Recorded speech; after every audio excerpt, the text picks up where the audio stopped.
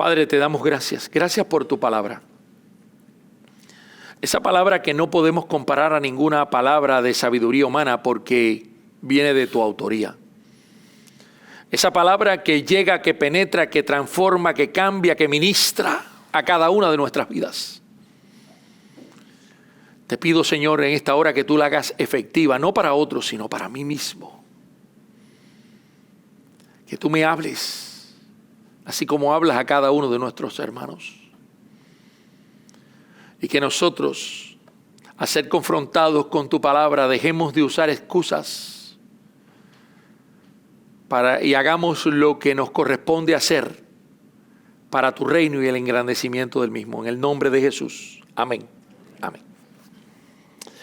Comienza este pasaje hablando, y Pablo aquí habla después de estas cosas, dice aquí la Escritura. Después de estas cosas, Pablo sale de Atenas y va a Corinto. ¿Qué son las cosas que han ocurrido? Bueno, para ubicarnos en las cosas tendríamos que leernos y estudiar todos los capítulos anteriores.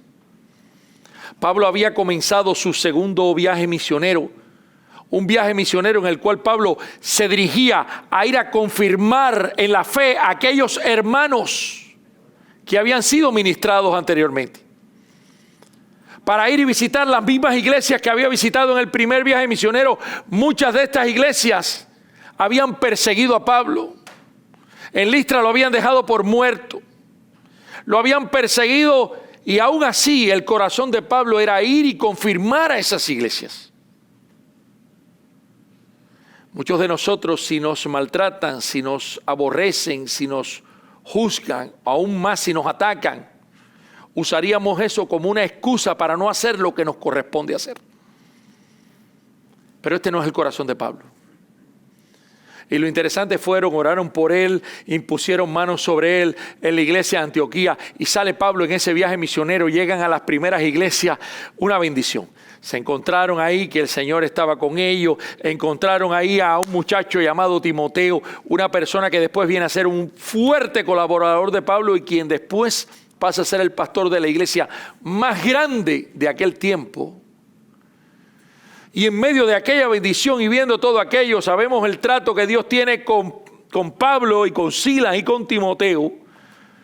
Cuando tratan de seguir por las iglesias, la Asia Menor, y el Espíritu Santo le dice no, y el Espíritu Santo se lo prohíbe, y después va y se le aparece la opción, o sea, la visión del varón macedonio en el cual él se da cuenta, esto es lo que Dios me llamó. Y ese hombre, sin usar excusa ninguna, corre rápidamente para donde Dios le llama. Y el capítulo anterior habla de la administración de Pablo en Tesalónica.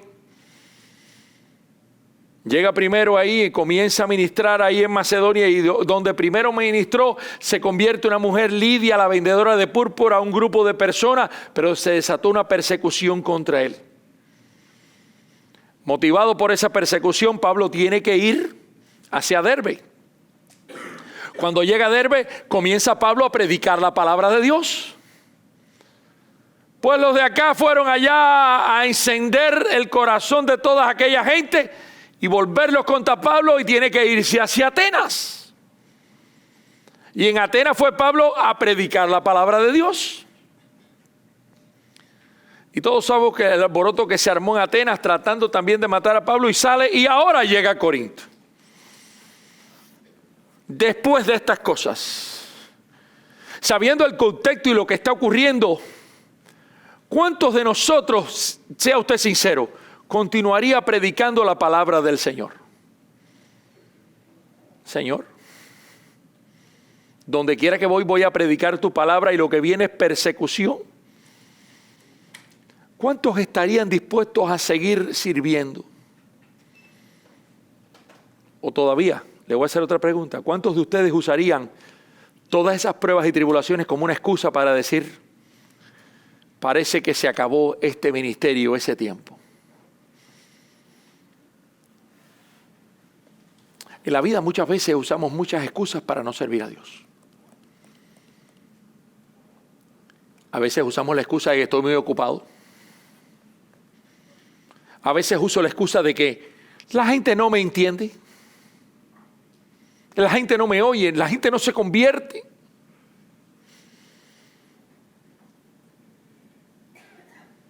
¿Qué básico? Cada vez que estoy haciendo algo viene persecución a mi vida. Y cuando me acuerdo de esto, no solo me acuerdo de Pablo, me acuerdo de un profeta como el profeta Jeremías. ¿Todos recuerdan a Jeremías? Jeremías iba y el Señor le decía, di esto, y él decía lo que decía el Señor, y lo que venía para arriba de él era bendición. ¿Venía sobre él? ¿Qué venía? Rechazo de la gente. Y lo que me gusta del corazón de Jeremías, a pesar de que escribió Lamentaciones, es que fue una persona dispuesta a servir a Dios sin ponerle objeciones y decirle, Señor, porque yo digo lo que tú me dices y lo que viene para arriba de mí es persecución. Jeremías siguió siendo fiel al llamado que Dios le había dado. Y ahora Pablo, siendo fiel al llamado y a lo que Dios le había dicho, a la visión que Dios le había mostrado, fíjense un momentico acá, Pablo sale con una visión específica, con una misión específica, con una comisión de la iglesia específica. Y después Dios le cambia, le dice, no, vete para Macedonia. Y comienza a ministrar en Macedonia y comienza a ver problemas en Macedonia donde quiera que predicaba. Pero estaban fundando iglesias en una zona donde no había sido fundada hasta el momento. Las primeras iglesias de Europa estaban surgiendo en aquel momento a través del ministerio de Pablo. Y me encanta el corazón de él, porque cuando se movía a otro lugar, aún en medio de la persecución, lo que hacía Pablo era ¿qué? Compartir la palabra con otros. Después de estas cosas, Pablo sale de Atenas y va a Corinto. Y cuando llega a Corinto, Corinto era una ciudad interesante porque Pablo estaba moviéndose de lugar en lugar. Y para entender el ministerio de Pablo en esta ciudad tenemos que entender el contexto también de lo que esta ciudad representaba. Había estado en Atenas la cuna de la cultura en aquel momento. La cuna de la cultura griega, y la cultura griega había influenciado en todo el mundo, incluso el imperio en aquel momento dominante era el romano, pero la cultura predominante era la cultura griega. Y ahora llega a Pablo y va y se muda a una ciudad llamada Corinto. Una ciudad caracterizada por dos grandes puertos, un puerto comercial y un puerto turístico. Un puerto comercial porque era la ruta comercial de muchas de las cosas que entraban a la Europa. Pero también un puerto turístico. ¿Y saben cuál era el destino turístico que tenía Corinto hoy en día? ¿Cuántos destinos turísticos usted conoce en el mundo? ¿Cuántos destinos turísticos usted conoce? Dígame uno. Hawái. La gente va a Hawái. ¿Por qué? ¿Qué es lo que hay en Hawái? Playas. ¿Qué más? Hoteles, comida, diversión, dice la hermana. Yo nunca he estado en Hawái. Si usted va a México hace años atrás, un destino turístico hubiera sido Acapulco. Ya Acapulco no. No sé qué le pasó a Acapulco. Bueno, los carteles creo que se la cogieron, sí. Pero bueno, después encontraron a Cancún. Y las inversiones fueron para Cancún. Y Cancún se vuelve uno de los destinos turísticos más importantes que tiene México en estos momentos. Como lo es en el cono sur, cuando usted ve Río de Janeiro, en este lugar o en el otro. Cuba tiene sus destinos turísticos y todo. Siempre los destinos turísticos están marcados por algo que llama la atención y que hace que sean atractivos. ¿Saben ustedes cuál era el destino turístico de Corinto? ¿Alguien me puede decir? Bueno, la idolatría sí, pero la idolatría, todas las ciudades de aquel tiempo eran idólatras. Templos sí, pero casi todas esas ciudades eran también llenas de templos y dedicadas a la idolatría. ¿Saben a qué persona o a qué deidad o a qué persona se le dedicaba más tiempo en Corinto? No, Diana era en Éfeso. ¿Saben a quién? Afrodita. Afrodita era la diosa de la sexualidad.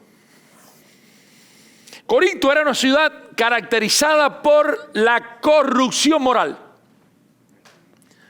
Las sacerdotisas de Corinto, las sacerdotisas de Afrodita, eran personas que practicaban la prostitución como un atractivo para la ciudad. Ellos practicaban una religión llamada el hedonismo. El hedonismo era una religión que buscaba la complementación del placer, o sea, la búsqueda del placer. Eso era lo que llamaba la atención Corinto. Corinto con un grado de inmoralidad como a nadie se le ocurra. Y a mí me parece muchas veces que nosotros estamos viviendo casi que en Corinto. La sociedad en la que nos ha tocado vivir se parece mucho a lo que describen los historiadores de esta ciudad. ¿Saben cómo se le llegó en aquel momento a llamar a nivel popular, incluso conocido en Europa en aquel tiempo? Se le llamaba corintiar a tener relaciones con una mujer de la vida o una prostituta. Pues a esta ciudad llega Pablo. Esta ciudad marcada por la idolatría, pero marcada también por la inmoralidad. Y Pablo no usa aquello como un elemento para huir de aquella ciudad, sino usó todo como una oportunidad para hacer lo que le correspondía hacer. Después de estas cosas, Pablo sale de Atenas y va a Corinto y halla a un judío llamado Aquilas, natural del Ponto, recién venido a Italia con Priscila su mujer, por cuanto Claudio había mandado que todos los judíos saliesen de Roma. Fue a ellos y como era del mismo oficio, se quedó con ellos y trabajaban juntos, pues el oficio de ellos era el hacer tiendas. Ahora Pablo llega a aquella ciudad, ve la necesidad de aquella ciudad, encuentra a personas que tenían el mismo oficio que él y se pega a ellos. Llega a aquel lugar y comienza a ver la necesidad que había, pero comenzó a ministrarle primero. Dice que encontró a un judío llamado Aquilas con Priscila su mujer. Y él va a ellos. Aquí no se nos dice específicamente si Aquila y Priscila eran cristianos en ese momento. Y abre mucho aquí la posibilidad que ambos fueran llevados al Señor a través de Pablo mientras él les hablaba de Jesús cuando trabajaban juntos haciendo tienda. ¿Qué era lo que hacía Pablo en aquel momento, Aquila y Priscila? Hacer tienda. Le voy a decir otra cosa, que muchas veces las excusas que usamos para no hacer la parte que nos corresponde. Hoy en día las tiendas se hacen, los toldos que hacemos de materiales sintéticos, casi todo es muy fácil, liviano, fácil de transportar y mover. En aquel tiempo, todos los materiales que se usaban para hacer tiendas, ¿saben de dónde provenían? Del cuero de los animales. No cueros procesados químicamente como hoy hacemos con la tecnología que hoy se usa, en el cual cesan los cueros en algo que va dando vuelta, un bombo, un biombo, no sé cómo ustedes le llaman. Se le echan productos químicos, se le cae el pelo, se le comienza pierden la fetidez, o sea, el mal olor que tiene en aquel momento, producto de todas las cosas que le meten aceite de linaza y otras cosas. Y mientras van moviendo todo aquello, el cuero empieza a verse suave y después con ese hacen los zapatos y los cintos los cuales ustedes están usando.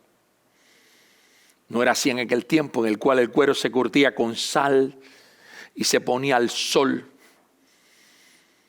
Y muchas veces se le quitaba parte del pelo a mano, raspando a mano. ¿Ustedes se imaginan todo ese trabajo?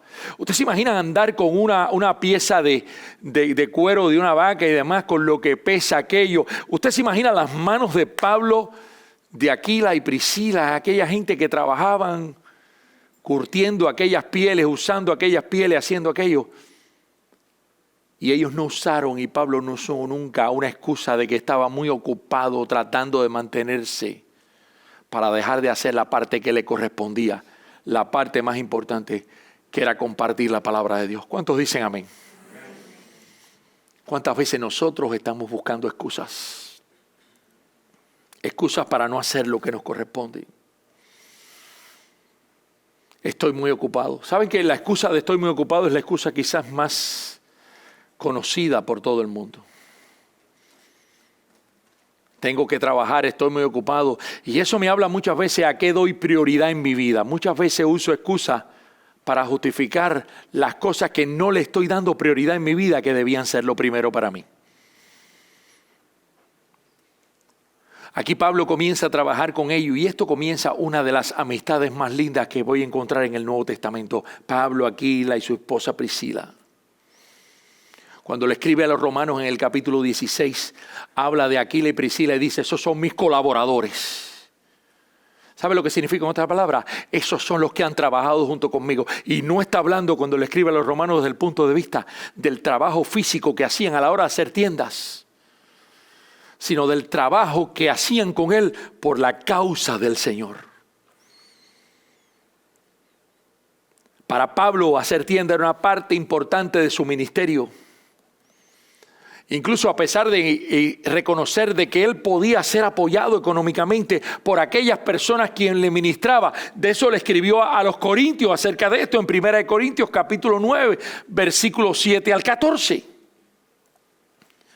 Sin embargo, Pablo se mantuvo de forma voluntaria para que nadie pudiera acusarlo de que se quería aprovechar de ninguna persona. 1 Corintios capítulo 9 habla completamente de este tema. ¿Sabe que en los movimientos misioneros contemporáneos, muchas personas que han ido a establecer iglesias en muchos lugares han tenido que trabajar con sus propias manos? Han tenido que mantener a su familia y eso no ni los demerita, ni los hace pastores de segunda, ni de tercera, ni ninguna de eso. Sin embargo, habla de cómo el hombre hacía un esfuerzo para sostener a su familia como la Biblia misma establece. ¿Sabe que usted que para los judíos, especialmente los rabinos, los escribas, los levitas, no recibían pago por su enseñanza?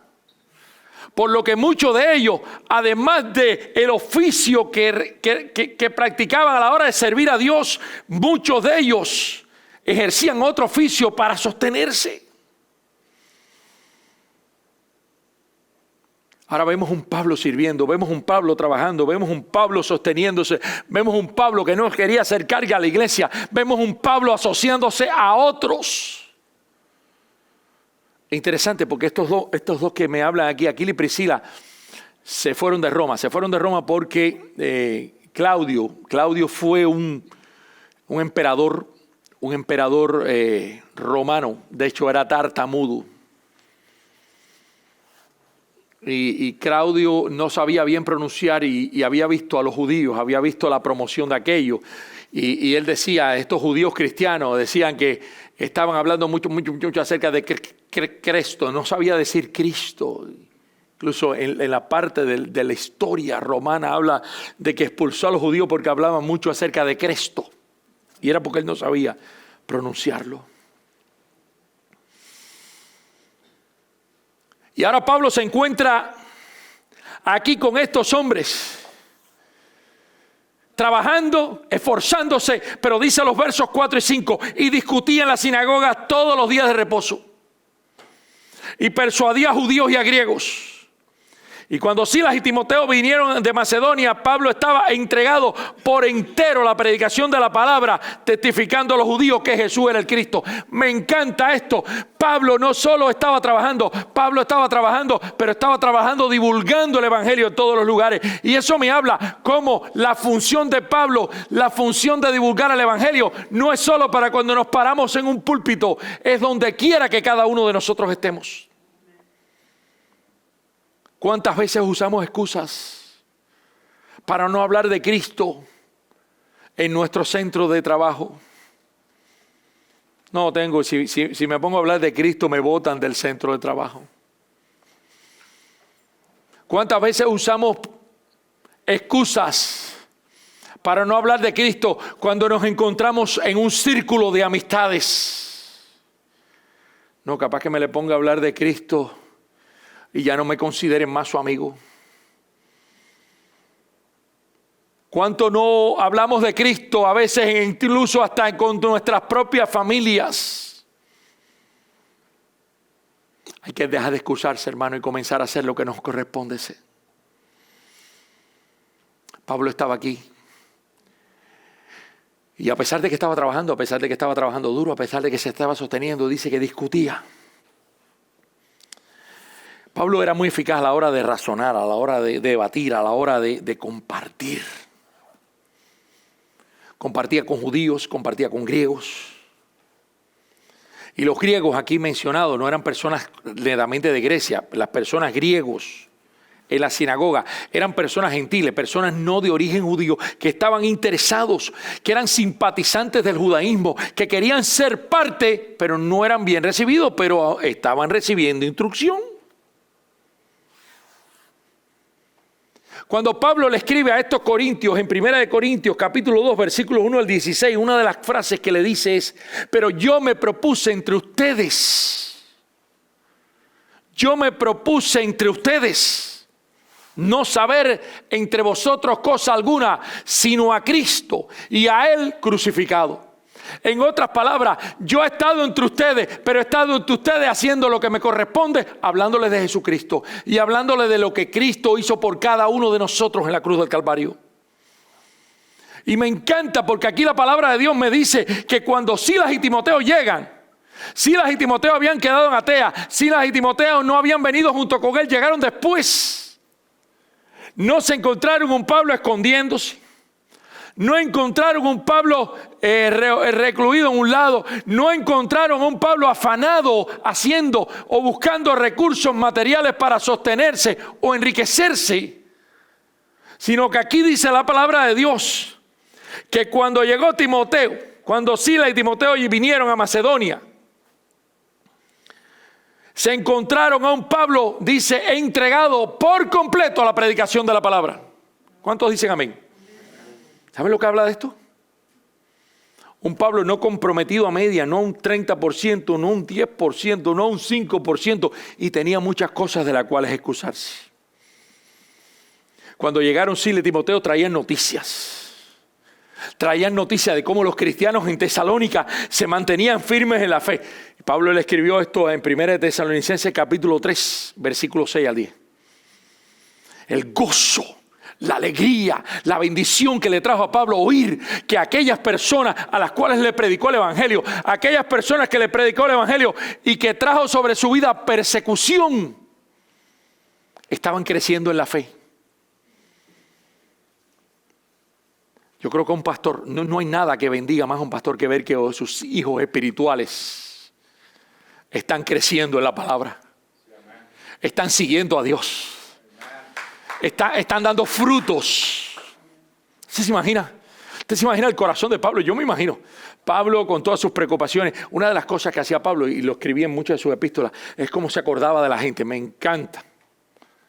Porque a pesar de haber estado en tantos lugares, a pesar de estar ministrando a tanta gente, me encantan las epístolas que menciona fulanito, ciclano, esperancejo.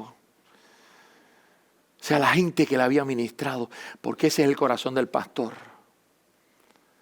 Y le dice que sin cesar hago oración por vosotros, los tengo a ustedes en mis oraciones. Y ahora usted se imagina a un Pablo preocupado, orando, ¿cómo le iría a Tesalónica? Oye, la persecución que se desató. ¿Habrán podido resistir mis hermanos? ¿Habrán podido perseverar en la fe? Y ahora llega Silas y Timoteo y le dicen: oye, Pablo, los hermanos en Tesalónica te saludan. Los hermanos en Tesalónica te mandaron esta ofrenda. Los hermanos de Tesalónica se acuerdan de ti. Los hermanos de Tesalónica están perseverando en la fe. ¿Qué cosa es eso para Pablo? ¿Un qué? Un estímulo, es un aliciente, es echar gasolina fresca en el motor, en el tanque, perdón, el motor no lo eche, en el tanque del auto para poder seguir adelante. ¿No es verdad eso? Ahora cuando llega Timoteo trae noticias, los cristianos en Tesalónica están firmes en la fe. Y Pablo les escribe 1 Tesalonicenses estando en Corinto. Cuando escribió 2 de Corintios. Cuando en 2 de Corintios dice que él cuando estaba allí le llegó un apoyo económico de los filipenses. Incluso dice la escritura en ese pasaje que él pudo dejar a un lado el hacer tiendas para dedicarse más y a edificar la iglesia de Corinto. Cuando vienen bendiciones, cuando las cosas están bien, ¿qué esperamos nosotros? ¿Qué esperamos nosotros cuando vienen bendiciones? Cuando las cosas están bien, cuando hay buenas noticias, empezamos a esperar avivamiento. Empezamos a esperar que las cosas van a ir sobre ruedas, vamos a decir. Las cosas ahora van a marchar mejor que nunca. Y ahora estoy recibiendo buenas noticias y las cosas van a marchar de nunca. Pero muchas veces no ocurre eso. Y los versos 6 al 8 me habla de algo que se levanta en contra de Pablo en Corinto. Ahora un hombre que está sirviendo, un hombre que está desgastándose, un hombre que está ministrando. Ahora, ¿qué recibe a cambio? Pero oponiéndose y blasfemando estos, les dijo sacudiéndose los vestidos: vuestra sangre sea sobre vuestra propia cabeza. Yo limpio desde ahora, me iré a los gentiles. Y saliendo de allí se fue a la casa de uno llamado Justo, temeroso de Dios, la cual estaba junto a la sinagoga. Y Crispo, el principal de la sinagoga, creyó en el Señor con toda su casa. Y muchos de los corintios, oyendo, creían y eran bautizados. Ahora, ¿qué enfrenta Pablo cuando comienza a oír de buenas noticias? ¿Qué enfrenta Pablo cuando está predicando la palabra? Oposición. Mírese al hermano que está al lado y dile: cuando muchas veces servimos a Dios, enfrentamos ¿qué? ¿Qué enfrentamos? Oposición. Mírese al hermano que está al lado y dile: enfrentamos oposición. Y lo lindo de esto es que no es algo nuevo. Jesús mismo nos advirtió acerca de esta oposición.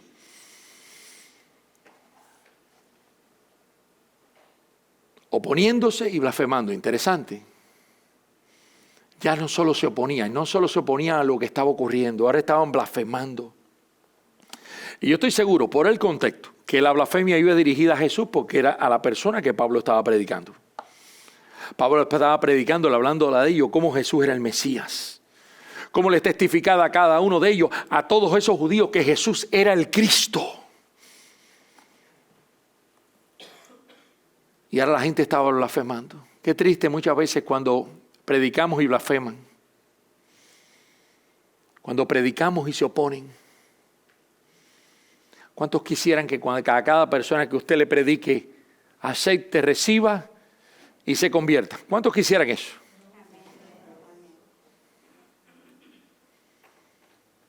Pero ¿cuántas veces eso ocurre? La verdad, ¿cuántas veces eso ocurre? Muy pocas. Ahora viene algo al corazón de Pablo. Ahora dice: desde ahora me iré a los gentiles.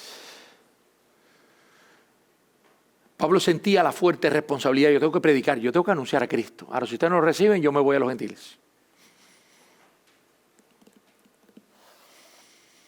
Ahora dice que sacudió. ¿Qué sacudió? Los vestidos.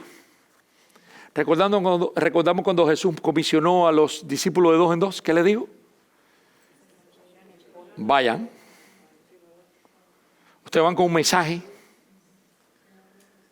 Ustedes llegan a una aldea, a una casa y digan: paz sea. Si lo recibieren, vuestra paz reposará sobre aquel lugar. Si no lo reciban, ¿qué le dijo Jesús que hicieran?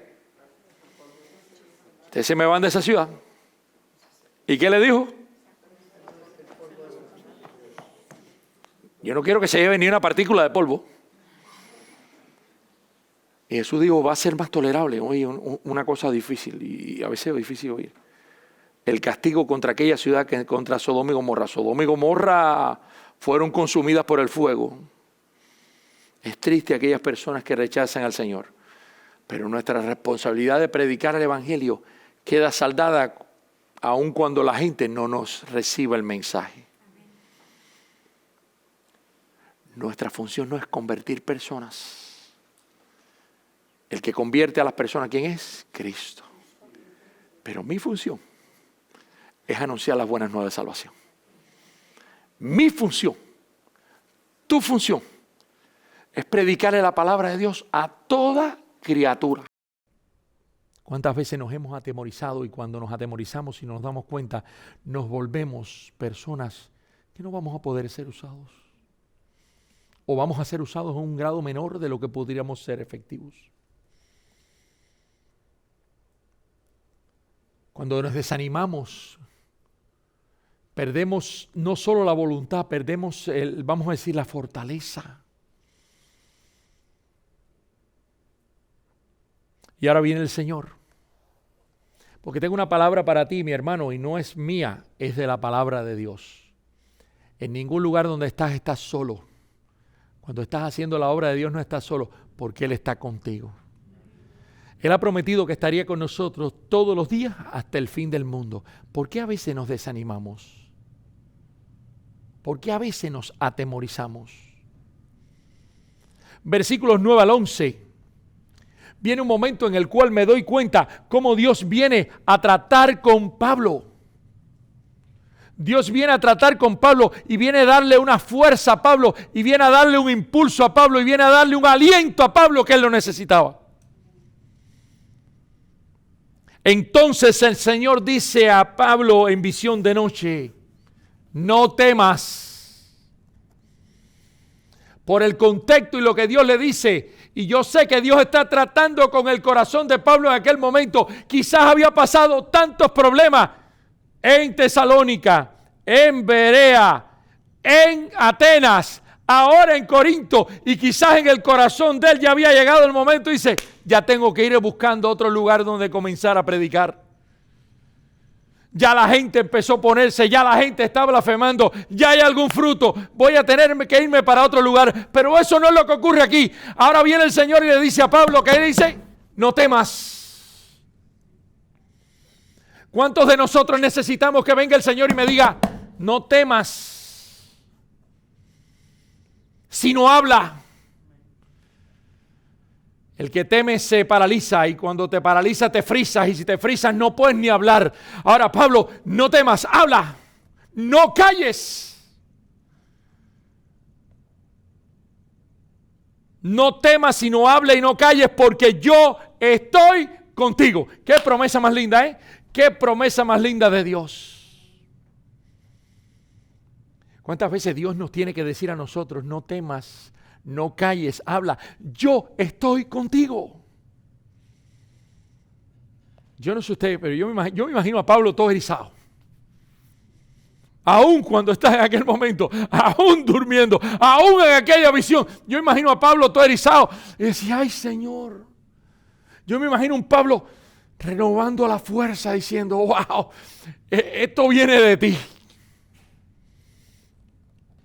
Porque yo estoy contigo, y yo más y más, y tiene más para él. Y ninguno pondrá sobre ti la mano para hacerte mal, porque yo tengo mucho pueblo en esta ciudad. En otras palabras, no temas. Y ahora viene una implicación grande detrás de este mensaje de que Pablo, y nos dice: Pablo, tú tienes miedo, es hora de que dejes el miedo. Quizás Pablo dijo: ya llegó, ya vinieron a interrumpir de nuevo el trabajo. Ya lo que estamos haciendo, Pablo, esto no es cuestión tuya, esto es mía, le está diciendo al Señor. Tú simplemente no temas. Tú no te calles, tú habla. En Tesalónica, en Berea, en Atenas, los judíos habían venido. En Corinto, no solo la oposición, la mundanalidad que los rodeaba en aquel tiempo. Mire, le voy a decir una cosa. Estamos por vivir tiempos muy importantes, aún en California. Ustedes están viviendo en uno de los estados más corruptos que existe en el mundo. Con un liberalismo como nadie se puede imaginar. Quizás en el día de mañana, por no temer a hablar y no callar, te corresponda a ti también a pagar un precio. Pero te digo, estate dispuesto igual que Pablo y recibe la palabra del Señor. No temas, habla, no calles, porque el Señor estará contigo. Y Él te va a fortalecer, y Él te va a capacitar, y Él te va a ayudar, y Él va a abrir las puertas, y Él es el que toca los corazones, Él es el que cambia las vidas.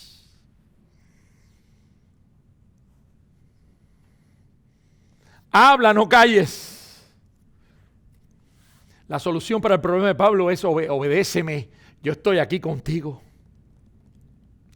Y me gusta porque Jesús no le dice en aquel momento a Pablo: oye, habla, porque nadie se te va a oponer.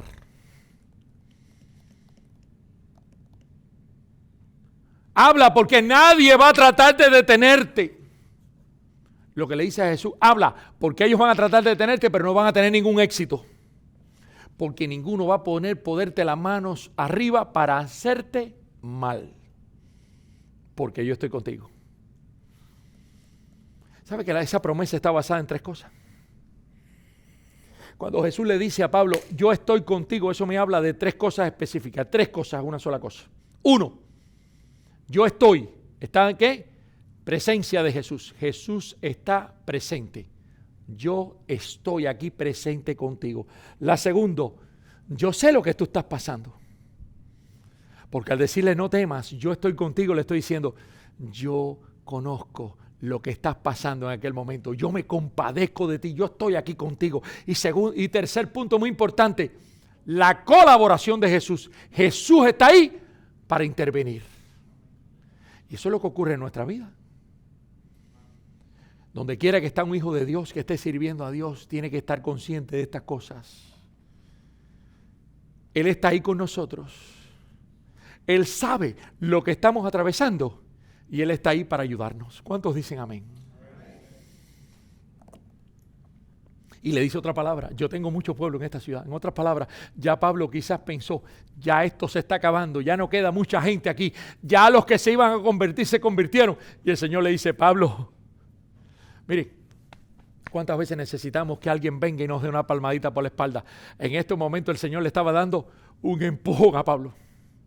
No una palmadita. En la palmadita muchas veces todos necesitamos una palmadita, hermano. Una palmadita.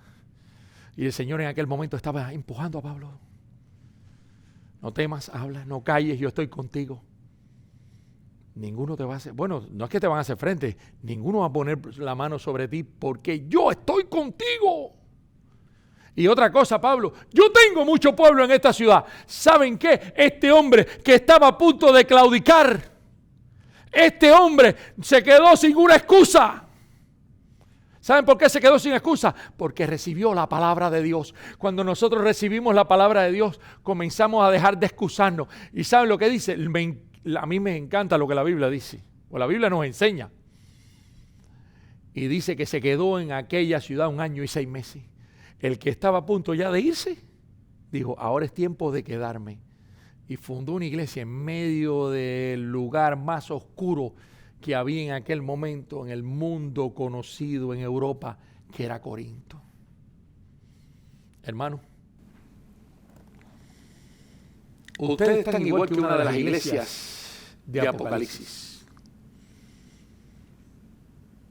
Están donde está el trono de Satanás. Y les ha tocado vivir en este lugar. A veces están orando por nosotros. Están orando por la iglesia cubana. Estamos pasando muchas cosas. Pero ¿saben qué? Ustedes están en un lugar también muy difícil.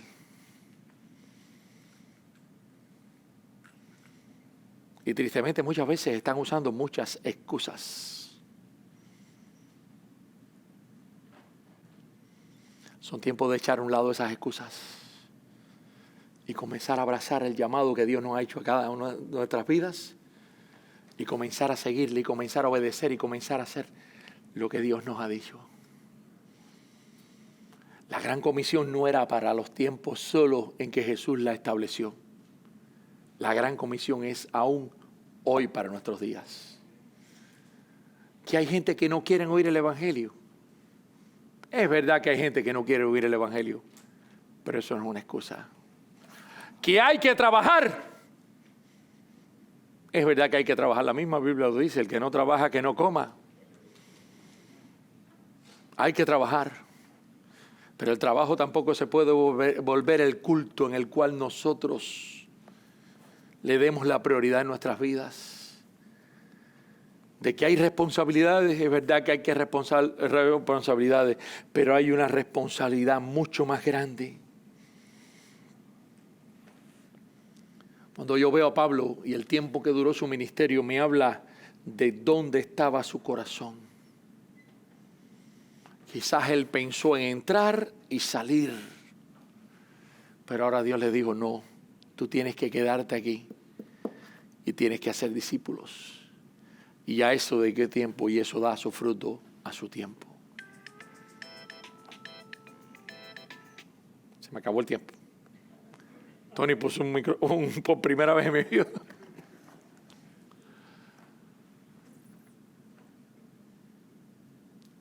Seamos fieles, seamos fieles. Oigamos la voz de Dios. Seamos sensibles al llamado de Dios. Y por favor, hermano, no más excusas. La excusa es una mentira para no hacer lo que nosotros hemos sido llamados a hacer. El mundo en el que vivimos cada día más se parece a Corinto. El mundo en que vivimos se parece cada día más a Sodoma y Gomorra. El mundo en el que hoy vivimos se parece más al mundo como el que vivió Noé. Noé, Pablo,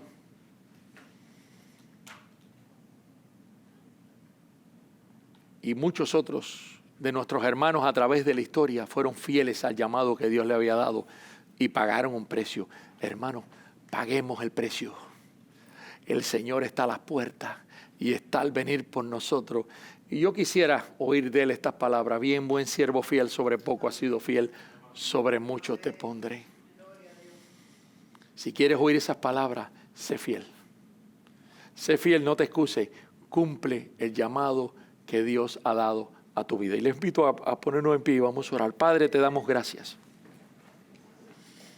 Te damos gracias porque en tu palabra nosotros encontramos, Señor, no solo aliciente, también encontramos la confrontación, aquello que nos redarguye.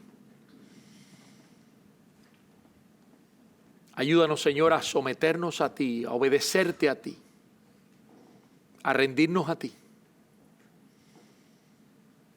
Quita de nuestra vida, quita de nuestra mente, quita de nuestra boca cualquier excusa o pretexto para no hacer lo que tú nos has llamado.